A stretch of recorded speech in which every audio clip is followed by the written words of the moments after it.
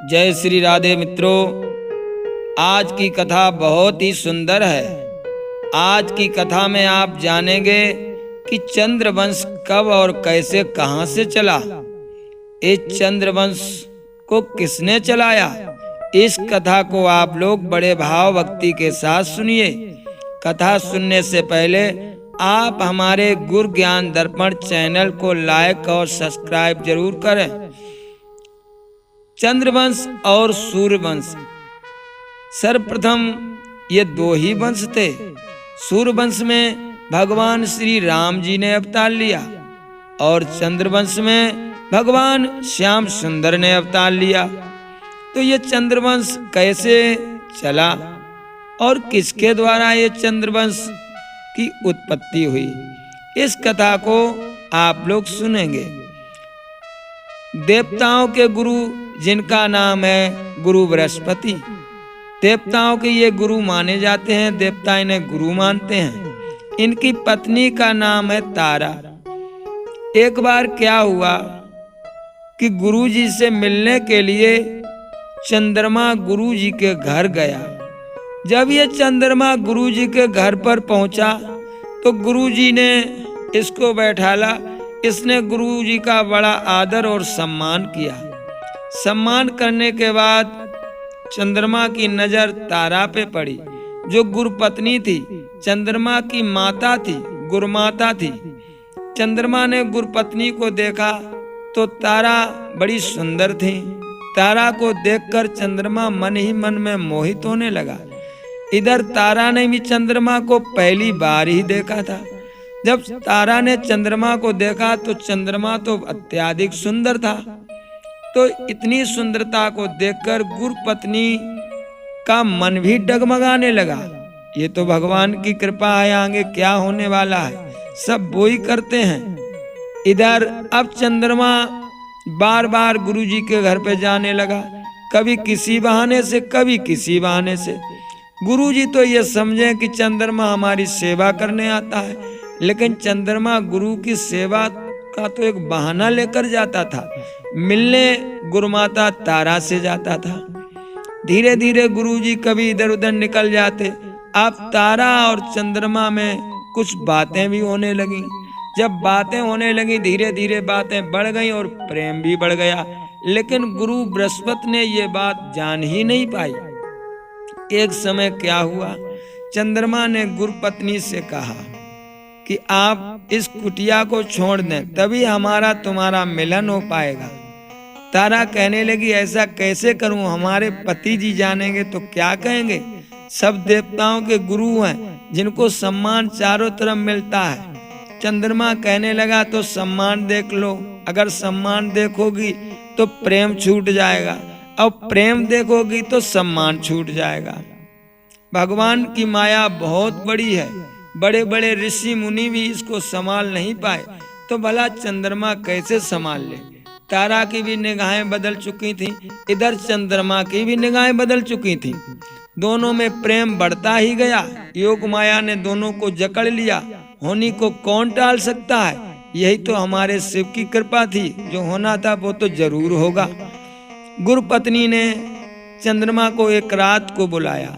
चंद्रमा वहां पर चुपके से पहुंचा और गुरु पत्नी को लेकर के चंद्रमा वहां से फरार हो गया।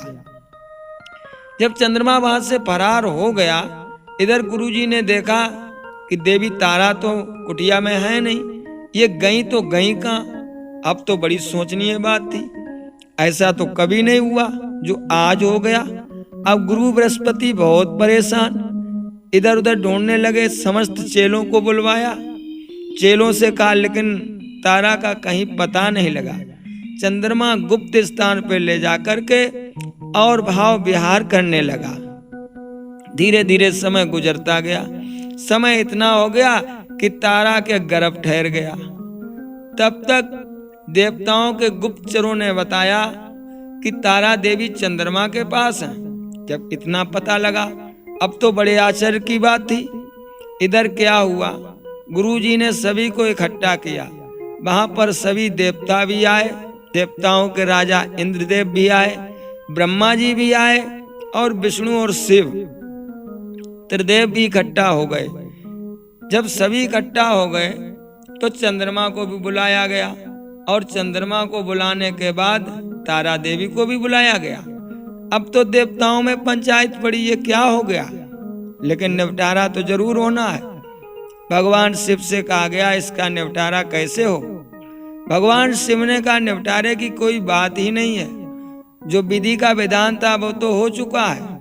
अब तारा से पूछा जाए कि चंद्रमा के साथ रहना है कि गुरु बृहस्पति के साथ रहना है।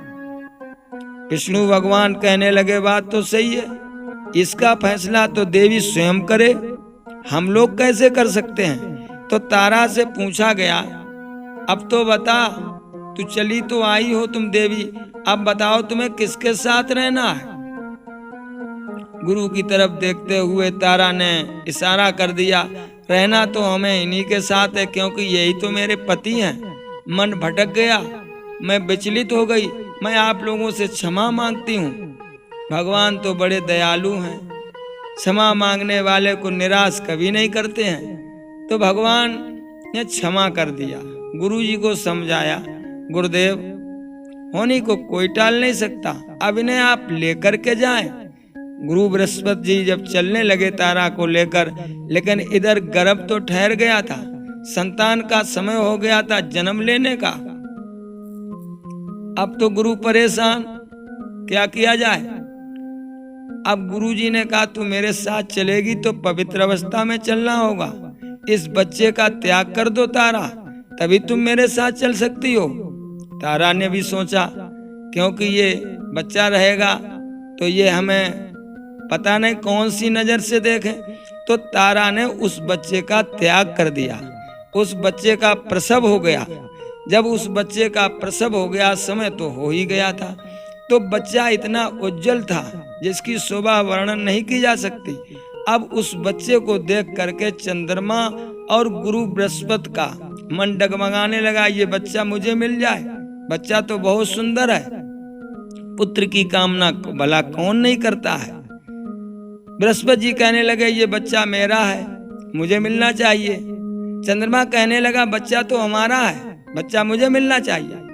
अब तो फिर झगड़ा शुरू हो गया, पंचायत वाले बड़े परेशान हो गए।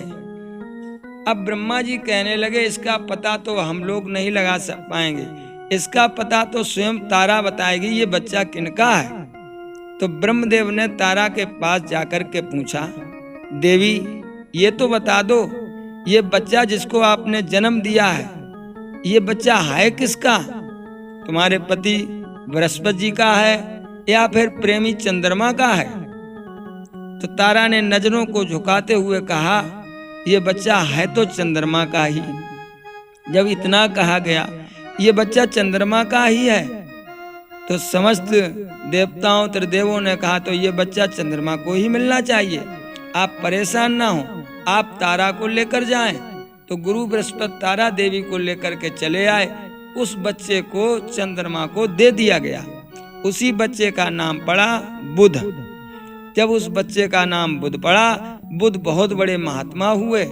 इन्हीं के द्वारा, पुरुरवा के द्वारा जो संतानें उत्पन्न हुई हैं, जो अयोध्या के राजा थे वो आकर के अंबिका विपन में जब स्त्री बने तो उन्हीं के साथ इनका विवाह हुआ। तो जो भी संतानें उत्पन्न हुई वही चंद्रवंश कहलाई हैं।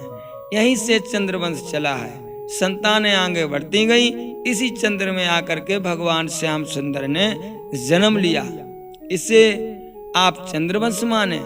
ये कथा आपको सुंदर लगी हो, प्रिय लगी हो तो हमारे चैनल को लाइक और सब्सक्राइब जरूर करें। सभी भक्तों को जय श्री राधे, जय श्री सीताराम।